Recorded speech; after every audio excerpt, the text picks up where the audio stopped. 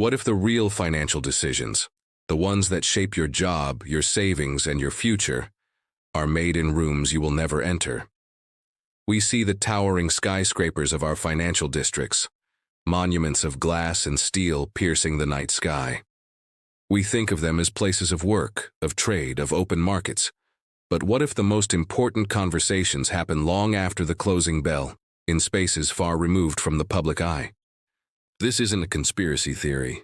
It's simply about how the world of high finance truly operates. Let's pull back the curtain on how these financial capitals really function. At the heart of it all are a few key players: the powerful private institutions, the central banks that steer entire economies, and the investment giants that move trillions of dollars with a single decision. They meet, they talk, and they strategize. These aren't sinister, illegal gatherings in smoke-filled backrooms.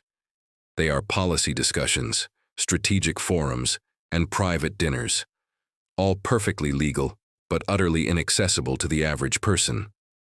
The system isn't designed to be secret in a fictional, cinematic way. It's designed to be exclusive. The doors aren't locked with chains. They're guarded by invitations, by status, by a level of influence most of us can't even imagine. Think about it. A small group of individuals can discuss monetary policy or a major market shift in a closed session, and the ripple effects will eventually reach every corner of the globe.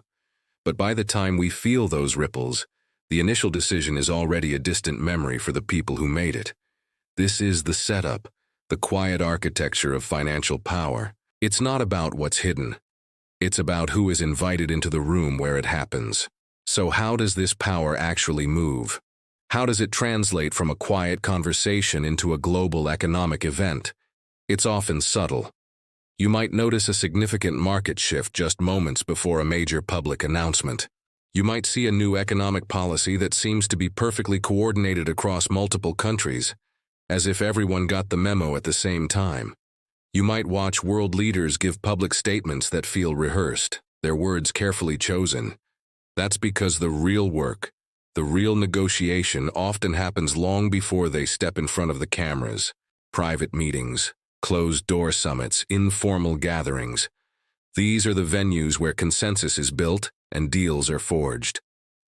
There's a psychological tension to this. We're conditioned to look for the big, dramatic moments, the press conferences, the parliamentary debates. But influence rarely happens on stage, under the bright lights. It thrives in the quiet conversations that precede the public performance. It is in the shared understanding between a central banker and a finance minister at a private dinner. It's in the strategic alignment decided upon at an exclusive, invitation-only forum. This is how power moves, not with a bang, but with a whisper that echoes through the entire financial system. The event you see on the news is just the final act of a play whose script was written long before, in a room you didn't even know existed. Now for the twist. When we think of these secret rooms, our minds jump to underground bunkers or fortified, hidden compounds. We imagine something out of a spy movie, but the reality is far more mundane, and in a way, far more unsettling. These secret rooms are hiding in plain sight. They are the top-floor conference rooms in ordinary corporate towers. They are the hushed dining halls of exclusive private clubs that have existed for centuries. They are the invitation-only forums held at luxury resorts, where the world's most powerful people gather under the guise of a conference. The system isn't hiding, it's just operating quietly on a different frequency. The doors aren't physically barred to you. You could walk right past the building where a decision affecting millions is being made, and not even know it. The secrecy isn't in the location, it's in the access. It's a network built on relationships, reputation, and immense capital. The power isn't protected by armed guards and concrete walls. It's protected by an invisible barrier of exclusivity.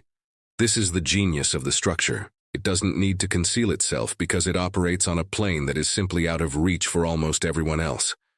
It is a world that runs parallel to our own, visible but untouchable.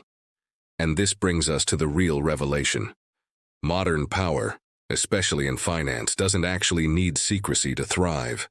It needs something far more effective: distance.